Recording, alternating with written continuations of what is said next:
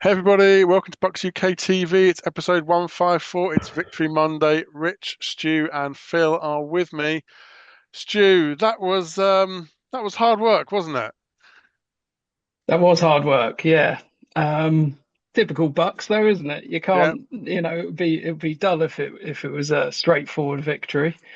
No, it was hard work, but deserved, I think, in the end. Um, Finally got things going towards the final drive, the penultimate drive, really, if you class the last one with Mike Evans. But I'm sure we'll get onto that later. Drives and Um, drives. Yeah. yeah, yeah. So no, it was a cracking result. I think when you look back at it, really, you couldn't have got it any better. Win to take you into the postseason. Mike Evans getting his 1,000 yards. It ticks all the boxes, but it was it was hard work, real hard work. No one cares about the score anymore. Win and you're in. We know that's what it is. Rich, before we start talking about all the icing on the cake, the first half. What was different from the first half to the second half, and why wasn't it working, do you think? We just really struggle. I mean, as we've seen this year, we were 0-6 going into the Mm. game when we hadn't scored first. And obviously, I think the Saints very much knew that as they won the toss and made sure they took the ball. I think they very much knew what they were doing there. And it just, I think it was in the seventh minute of the second quarter, and I can't remember if we'd stopped them or they'd kicked another field goal, or maybe it was their touchdown. I can't remember, to be honest with you, but we'd only had two drives at that point.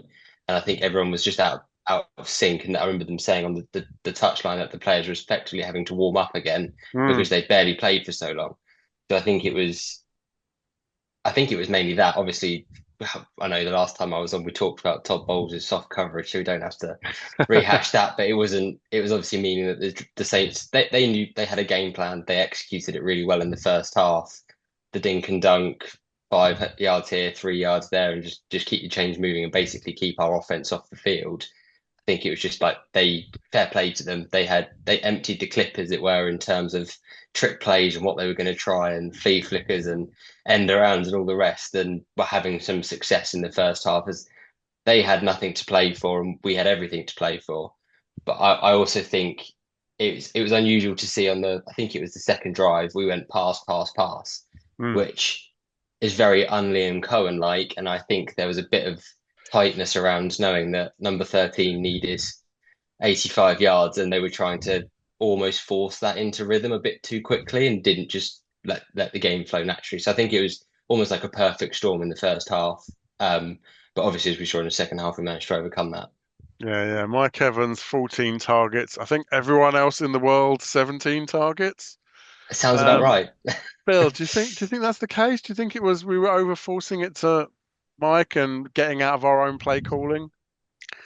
No, I don't think so. Not really. I just think we us veterans, Bucks fans, will all know that the Saints came to spoil our party last night. They were 5-11 coming into the game. They would have like nothing better than to knock us off our perch. And I feel no. I just think the Bucks got. I think that yeah, yeah, they were trying to get it to Mike, but I just think winning the game, getting through the was far more important than that. I really do. So what was the turnaround? What was the switch that switched? I think Baker plugged himself into the electricity, charged himself up with it half time. I think, to be quite honest, Baker Mayfield. Hmm. He, we came into the game. They looked very nervous. They were making mistakes, giving away penalties, and we have to remember we're a very young team. There's no a lot of the old veterans that won the Super Bowl have all gone. And they looked a very nervous rookie type team. Hmm. And first half, it just showed up. But second half, then they got to grips. And I can't speak highly enough of Baker Mayfield. He led that team last night. He really did lead it. Those runs and one thing and another. Excellent, Yeah. excellent. Stu, we're in the Baker camp, yeah? We like he's the man. Yeah. I think he pulled out, like Phil was saying there, some of the runs on like third down. He just seemed to sort of like just go, right, this is on my shoulders. Let's lead this team and lead this line, and we're gonna hop on my shoulders. And then so he had the runs. He had a couple of darts to McMillan on that second drop. They were just like insane. That I think we always get overlooked as a sort of like a team when they sort of like go, oh yeah, it's the Bucs or whatever. But when you have a look at those passes, they were top draw, real top draw. The touch, I thought the one before the touchdown was awesome, and then the touchdown was pinpoint. And I think Brady was there commentating on it, and he tipped his hat off to Baker on that one because that was amazing. Brady gave him his game ball, didn't he, Rich? I mean, kind of, we're gonna jump around, but I mean, in my mind, and I know recency bias is a thing. We've just won a game. Baker's the man. I think he's up there as one of he's one of our best Buccaneer quarterbacks. I think he's the most fun quarterback that I've ever watched. I mean, I started back in the Bruce Gradkowski days, so I've watched some interesting ones over the years. But I think obviously it was amazing under TB12, and like he was so efficient. But Baker is the most entertaining, and his heart is so clear. And I think going back to the point that Phil and Stu were just making, when Baker had that run on the first drive of the second half, he knew that he was sliding a little bit late, and it would get everyone riled up. And like from that moment on, you could see that like the energy came back a bit. I think he knows those moments well, and he knows how to like bring the energy. And I think that's what makes him so fun. It does mean that we get some of those games where he's not quite on it, and maybe he's a bit too charged up sometimes. But he wears his heart on his sleeve, and when you need someone to stand up and be counted 99 times out of 100, he's there. That's it. And I think that, as you say, that's not just him being a canny pro. I think that's him being a leader. Yeah, he's leading by example. He's literally rallying his troops. And there's an interception along the way, and but he's passing so good. Sometimes it's a bit behind, but I think his decision making is also right. There's been a few handful of times this year where double coverage, triple coverage. I wasn't so sure about that, and that seemed to be a bit of a blip in the middle of the season. But he's come back away from that, and I kind of feel like, coming back to my recency bias point, and I know we're jumping around, going into the playoffs, I think being hot is helpful. It's that form. Would you agree? Honestly, I think it's one of the most important things, for quite honest. Time after time, I've seen teams not start well and then just get a run just towards the playoffs, and all these teams have gone like 13-0, gone. And we're looking at you, Chiefs. Yeah, exactly. Yeah, I mean, I watched the Denver Broncos last night, and they looked impressive. I know you've got a lot of players missing and all that, but we personally know from first-hand experience the Broncos are quite a good team. We didn't know it at the time, unfortunately. No, exactly. No. Oh, we're bound to beat the Broncos. No. There's definitely something about taking taking momentum into the playoffs, though. You just, we did it back on the Super Bowl run. Unbeaten, unbeaten from the bye, and you just take that in. I think another famous one, the Giants did it in 2007. I think you just take that momentum into the winning breeds winning, and you just sort of like you get that mentality that and some of those teams like the Chiefs are one that's it's come a bit too easy. They're obviously taking a foot off the gas. Who knows what they're going to face in that in the playoffs. They're not going to be riding the wave of euphoria that we just had at Raymond James going into the playoffs. Our guys are going to be pumped up next week. The Chiefs are going to have another week off. Yeah, they'll be well rested, but they won't have that sort of like they won't have that game time underneath them. Let's stick with the euphoria then. How big is it, Mikey, Stu, getting that extra catch on the last play of the game? Oh, massive. You saw the whole sideline just leap up. It got the crowd going because didn't need to do it. Could have Mm. knelt, and then that was it. It was, it was quite a ballsy call to go for it, because if that had been picked, could have gone, gone for 6, and then what, 2 point? Yeah, no, it doesn't bear thinking about. But I think virtually every fan knew that we were going to go for it, Mm. and it had to happen. Do you think the Saints knew? Yeah, I think so. Did they give it? I don't think so. Not with the Saints. I think if that was anybody else, I'd say, yeah, they give it to them, but not the Saints. I've watched it back about 600 times at this point, if I'm honest. I can't decide. I think their corner, he knows, and he doesn't really, like, everyone knew where that was. But they gave him the little shove afterwards where he's like, stop celebrating. He's like, what do you want? Yeah, it doesn't make sense. Well, I'll tell you now that the guy they're going to face next week, if he'd have been playing for the Saints, one Mr. M. Lattimore Esquire had been playing, there is no way in a million years the Saints would have let him get away with it. I did see a Saints fan tweet that you can imagine Lattimore doing holding every single play down to the 1 yard line so that he actually can't get the 5 yards. Yeah. I don't disagree with that. Yeah. I bet he would have. Just DPI them every play completely blatantly, and knowing the game can't end on a penalty as well. Yeah, but, exactly. You know what? Well, you got to say this. I mean, this guy has the record that he has achieved is incredible. You're talking, equaling Jerry Rice, one of the greatest receivers of all time. And did you see Mike Evans' name on the Pro Bowl sheet? Ooh, contentious. Oh, what? No respect. Yeah, no respect whatsoever. No. Yeah. Another quandary for you then, Rich. Should Bucky have slid? Yeah.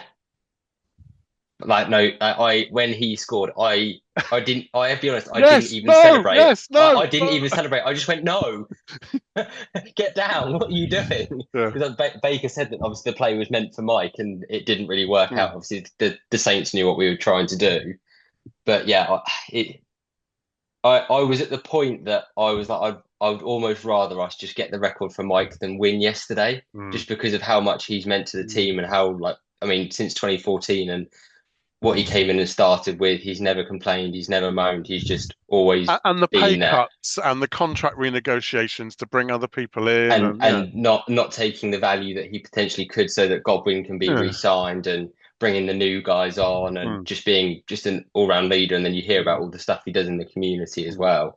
I think you could see that they celebrated that more than they did the actual win yesterday. Because in a normal scenario, Bucky scoring there, everyone probably does go nuts. I know obviously there's a bit of time left, but everyone went absolutely crazy when Mike had got the record, and I think it just showed how much he meant to everyone. So yeah, when Bucky went in, I was like, please just get the ball back. And when you could see on the touchline when they do the zoom out, I could see Mike going onto the field, and I was like, they're going to do it. So it was one of those moments that, my heart was in my mouth a little bit, and I was very thankful that they made the right decision, in my opinion. Yeah, I was trying to think, Stu. I was trying to think, should they have gone for 2? That was the other thing I was thinking about. I was like, how can we get? Okay, Bucky's run it in. That wasn't good. Can we go back and go for 2? And would that have gotten the yards? Does that count? Well, I don't know whether that counts or not, but no. I mean, if I'm honest, at that point, I was a bit just like, no, just score. Yeah. And I don't know. I kind of thought that we'd get it back. I don't know, but in my head, I was still just like, because you have one eye on the Falcons, and God, that looked like a cracking game. That sort of like they were, it was always like. They were proper ding dong with the Panthers. Shout out to the UK Atlanta Falcons on X, who were pretty much having a live tweeting nervous breakdown. So commiserate with them. But Dave Canales, once a Buccaneer, once a Buccaneer. Yeah, thanks, Dave. Cheers, Dave. Yeah, and you're right. It was a ding dong back and forth, and I was kind of multi-screening as best I could, and red zone being good. But obviously, we were on Sky in this country, so you got to be careful. Otherwise, you end up seeing a play before you see a play, and it ruins everything. Phil, let's go to the other side of the ball then. Now, on the one hand, we could be like, yeah, but actually, in the modern NFL, we gave up 19 points. Yeah, against a team that was banged up. 5 Mm. wins. I'm not sure who's left from our secondary from day one. Oh, I've got my notes down here, and I think anybody who's going out to the game from the UK, take your cleats with you because you could be playing. And it's I just thought the whole. I wrote the first half as nerves, just total nerves, and mistakes were being made, and they were obviously aiming to stretch our secondary. Because if you look at who's missing now, it's the whole first secondary. The whole lot's missing now with Whitehead gone, and Edwards. I'm not quite sure what was wrong with him when he went off. So yeah, and doesn't bode well for next week. But I've got to say, one of my favourite plays of the whole game was when that Williams running back went running through the line and met Vita Vea, and he hit him, and he just didn't move. Vita Vea just didn't flinch, and yet Vea and Williams ended up about 5 yards going in the opposite direction. But that's to me one of my favourite plays of the whole game. I just love that. But yeah, I thought our defence didn't do too bad yesterday, considering what they've got to put up with. And Stu, I was looking through the stat line because I couldn't keep up with it on the day, but I saw S. Barrett 1 tackle. Yeah. So Shaq is back. Shaq's back. Shaq's back. It's a nice. Well, hopefully it's going to be a nice storyline. Him coming back. I wasn't sure whether he'd get too many plays. I can't remember what he was on there, but it's good to see him back. It's great to have him back in Tampa, and I think hopefully we're going to see a bit more of him next weekend than what we did this weekend. But no, there was some good bits. Some not good. Phil, I'm a bit with you. The Mike Edwards thing, I'm hoping it was just cramp. The way that they had his legs up in the air, it looked a bit cramp like. But I don't know. I haven't heard anything since. But I quite liked McCollum's bit of defense in the corner of the end zone for their sort of like touchdown that wasn't. I thought that was good. And yeah, big 50. He's awesome, isn't he? Yeah, Zion had 4 pass defensed, which is the worst phrase ever. We need to come up with a better name for those things. But yeah, he was really, really good. Yeah. And the other one, I think, Rich, was Josh Hayes, who I think maybe you could argue is a bit of an unsung hero, but he often gets picked on, I feel like, when he's out there. But ended up the day with 11 tackles. Wow, I have a horrible feeling that says more about him playing so far off than anything else. But I mean, he can't. He's all effort. Like he might not have an ability, he certainly, you can't fault his effort. He's 100% every single time he's out there. So yeah, I mean, obviously we'd much rather have Jamel Dean out there and hope he's back for next week, because I think we're probably going to need him. But it's nice to know that when you have got to rely on the backups, which we have so much this year, they're 100% all effort and give it everything they've got, even if they don't quite have the same ability as someone like Zion. But yeah, can't fault him for that. And Richard, stay with you. The risk of having deja vu from when you were last on, was the volume dial on aggression in the right place yesterday in terms of blitz, coverage, press? I think yesterday the Saints, they had such a good plan in the first half, and I think Todd adjusted his blitzes and where they were coming from to take away what they were trying to do. So I think in the first half, I think the aggression was fine, and like the aggression is what typically works for him, which is why we're always we have such a good record when we score first this year and we play with a lead.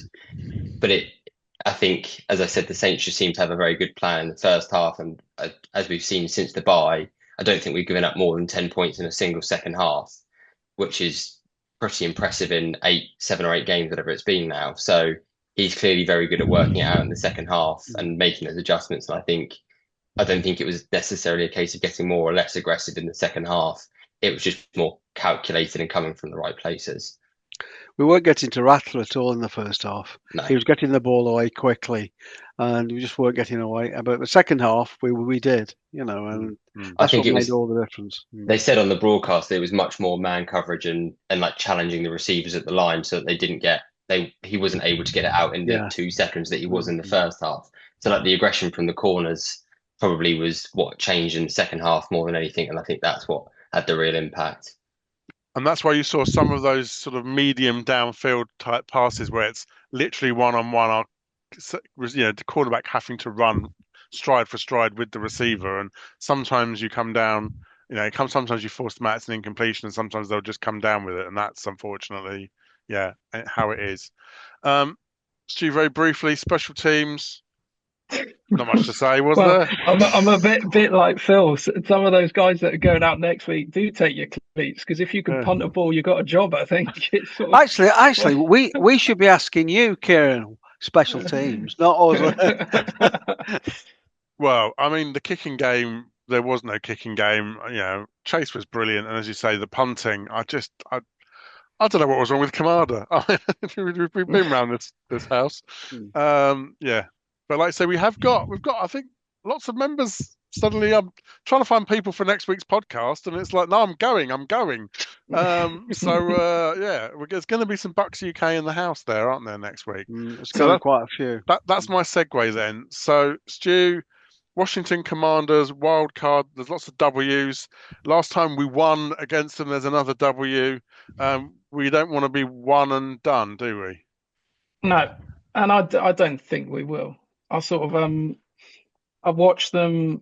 I sort of like caught up a bit on the game that they had against Dallas. I think we can run on them. Bucky, he should be up there for offensive rookie of the year. I know he won't get it, but he should be up there, and I think he'll do well on them. I think on playing time alone, you think productive Bucky per minute, Yeah, exactly. And I mean, if we've got, obviously Daniels, they took Daniels out and then put Mariota in, who actually did really well when he came in, to be fair. But I think it's the same sort of thing. If we can rush them, but keep them in the pocket, because I think last time when we played against Washington, Daniels can be a bit dangerous when he gets outside and can make a bit of a break. But I think we can keep him in there. That the sacks will come. So I'm quite positive. Okay, so Rich, there's two things to unpack there. Stu's saying we can run on them, and Stu's saying we have to contain Daniels. Is that the secret? I think so. I know that I think it was last week the Commanders got back, I want to say, one of their defensive tackles, but I can't remember which one it was. Well, the Dallas game, I can't remember, Yeah, he's one of the All-Pros that they have two All-Pros up front, and I can't remember their names off the top of my head. It's a good defense, I think. I know he's been missing for most of the season, so I feel like that could be slightly more tricky, but I think I have faith in Liam Cohen I still think we'll get close to 30 points. I think it's just there's only one game this year we've scored under 20, and so I certainly don't see that being a case. I think my biggest concern is the athleticism of our linebackers versus Jaden Daniels, and obviously in the first game of the season, I think he still rushed for 80 odd yards. I know a lot of that came in garbage time, but that concerns me. And then, I mean, even yesterday we made Juwan Johnson look a bit like Travis Kelce, so Zach Ertz fills me with a little bit of fear. Old man Ertz, I know, but the way against that old man David, exactly. So I think it's can we contain Jaden Daniels with the athleticism of those playing next to Levante, and how do we cover Ertz are going to be like the two keys to us slowing down their offense. I think Zion matched up with Scary Terry should be fine. I'm not too concerned about that one, but I think, as Stu was saying, containing Daniels is a real big key to the game. I mean, I saw he run all over the Falcons on Sunday Night Football, which obviously we were all very happy about at that time, but I don't want to see too much of that this Sunday. Bill, is that mission impossible to stop Daniels, or are we just trying to limit him? Limit him, I think. Or I will say though that he's been without one of his key signings, Austin Eckler, all season, and Robinson's shouldered most of the running back duties. But Eckler's back. He played. He scored. I think he scored yesterday. And I just think the Commanders are one of those teams that fly under the radar, It's a a bit like the 12 and 5 Broncos. team. They're not a Yeah, bad outfit, everybody's saying, well, Yeah. they're not like but they've got unsung receivers and they fly under the radar. And when you look around the defense, like you just said, there's some real old, Dante Fowler, Bobby Wagner, Jonathan Allen, Marshawn Lattimore. That's one good defense, Jonathan, Getting on, that's it. Yeah, it was Jonathan Allen that's just because Deron yeah, Payne is the other one up front, isn't it? Yeah. Yeah. yeah. I mean that is one scary looking defense. Don't underestimate this. Like the like you say, 12 and 5. They're no slouches. They're one of those. The most probably with the Broncos, the most improved team this season. Really. We didn't mention our primetime record either. I didn't mention it. Okay, that's good. So we'll come to predictions, but first I want you to pick the one buck, and we'll start with you, Stu. The one buck that's going to be pivotal in this game. Who's going to change the score line or change the pace or the direction or the momentum in this game in the Bucs' favor? And what are they going to have to do? Well, it's going to be, for me, I'm going to go for Bucky Irving. Yeah. I think he's going to be, I think he's going to make a lot of, well, he makes a lot of players miss, doesn't he? First man up virtually always misses. And I think he's going to be the key for us. If we can get him going early, then we're going to be in a solid position. Okay, Rich, who's your buck to count on? I think Levante is going to have a throwback type of game. I think in the last few weeks, actually, his performance has really come on since like the Chargers game. He had a dodgy beginning start to the season, didn't he? But he's really come on, yeah. Yeah, I think he's really starting to refine his old form again. So I think we need a vintage Levante performance. I think he's very key for us on Sunday night. Phil, who's your one buck to watch? I'd like to say Vita Vea, to be quite honest. I think that they've got quite a good O line, and they need to get at Daniels. Get at Daniels, you'll stop them. You'll stop them, and I think we've got enough talent in the offense to beat them, but we've got to stop Daniels, and I think Vita Vea is quite key to this. My choice, I agree with you. My choice, I'm going to stick to the offensive side of the ball, like with the choice of Bucky. I'm going to go Jalen McMillan. I love him and I hate him in equal measure. And love's a strong word and hate's a strong word. So I'm over egging it already. But so much talent. If he'd just grow up a little bit. Are you referring to that 15-yard penalty? I am, but if that was the one-off, but we've had this all year long where he does something great and then he's full of himself for the next 10 minutes and he has to be taken down a peg or two and then he comes back up and does something amazing. Do you know what made me laugh? Somebody pointed out that we got a 15-yard penalty for McMillan imitating a gun. There was 5 cannons. My favourite, as you know, I love a stat. Yeah. So on that drive, Baker contributed 105 yards on a 95-yard drive through running and passing. That was my favourite stat that came out of yesterday's game. And the rest of it was probably Devin Culp. He's probably the other person to watch out for. Yeah. Yeah. Our tight end rumble continues. Okay, it's money where your mouth is time. Score predictions. Let's mix things up. Phil, we'll come to you first. I can't believe anyone's predicting a Bucs loss. Just to preempt you. I think it'll be quite close. I think we'll win 21-17. Okay, so I'm just thinking that's not overtime then. That's good. Is that last team with the ball scores or is that squeaky bum, garbage time? It's Tampa Bay Buccaneers. It's going to be a field goal with about 5 seconds to go. You know what it's like, Okay, 21-17, Rich? I'm going to go 33-31 Bucs.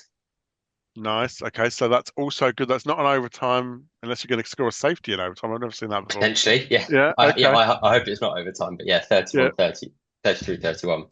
Okay, that's good. High scoring shootout. That's what the primetime people will be hoping for when the game kicks off at 1 a.m. When it's already too late to book Monday off work. Just putting it out there. I've created a fictitious meeting that says I've been honest. I've said start late, finish late in my work diary. Mine went in this morning as well. Yeah, yeah. Stu, what's your score prediction? I also have them down for 17, but I have us down for 24. Okay, so So, one score clear.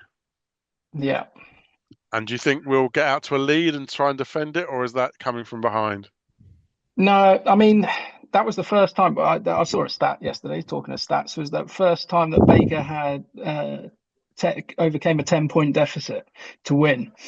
So, which is good, but I don't want to do that again. No, we're going to go out. We're going to go out early, and we're going to stay ahead. That's my well, that's I'd like that. And I have no creativity left in my body after the exhaustion from yesterday. So I'm saying we win 37-20 and it's a week one rematch. Same score again. I'll take the same scorers. Let's not even play the game. Let's just call it that and we'll be done. And I'll be fine with that. And a Bucs home game in the playoffs, and we can send the Tampa faithful home with a win, and they can wave their flags, and that'll be all nice and peachy. So yeah, 4 clear predictions. Unsurprisingly, I think it's fair to say for a win. I guess just lastly, then, let's not. I know we shouldn't look too far ahead, but I can't help but the fact that Stu, you and me are wearing a Super Bowl jerseys. Rich, come to you.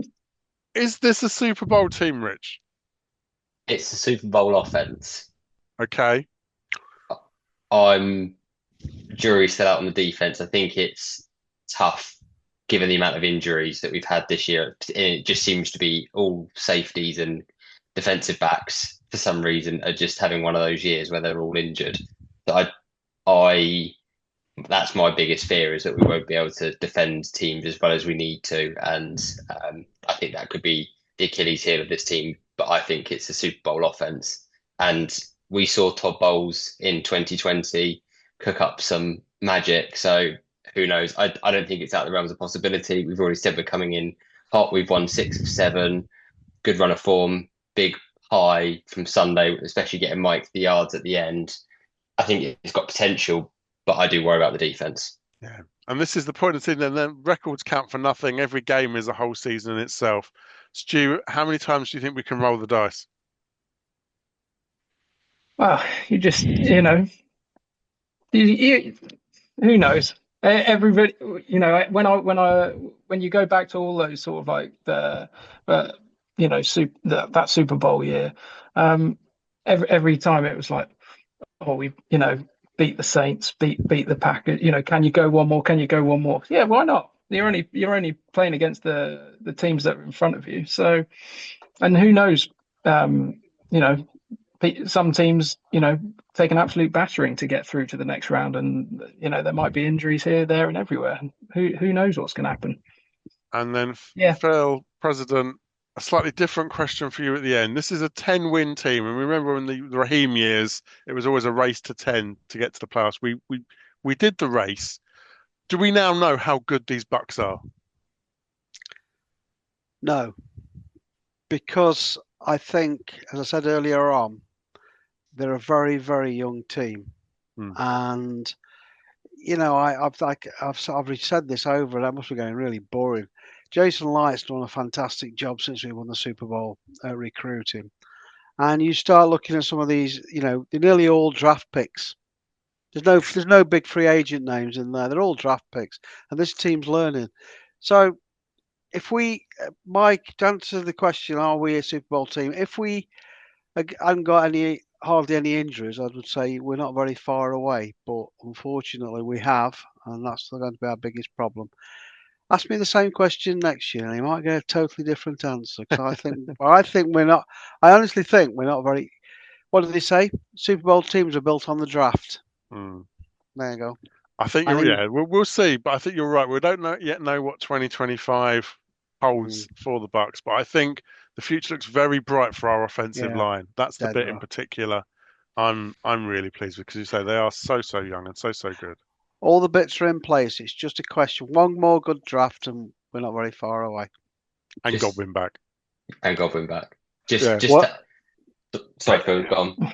Anyway, here's a contentious one for you. McMillan's really shined this year. Do you honestly think Godwin might Just Oh yeah, there's room for everyone. He's back. I don't think there's much doubt. okay. That's the end of that question. Then. Yeah. Go on, Rich, you can have the final word. I've got one more stat for you. Of the NFC teams that are in the playoffs, we're 3-0 against the ones that we've played. So who knows? Yeah. The other thing, one last thing. Is there anybody in the NFC you really fear? There's no, Chiefs, Ravens, and the AFC. I would have said Lions till they'd lost half their squad.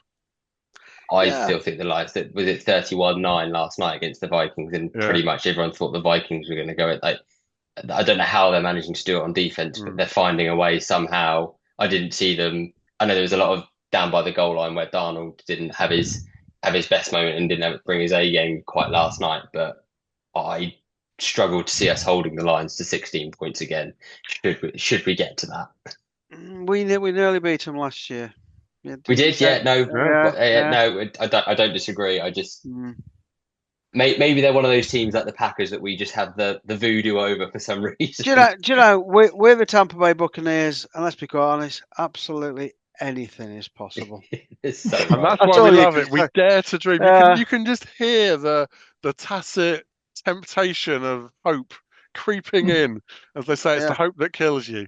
But either way, we will be back next week, definitely to review a game, hopefully to preview another game, but we'll find out. Let us know in the comments below what you think the score is going to be, and why Kieran's was the best prediction, and we will see where we get to. Stu, Rich, Phil, thank you.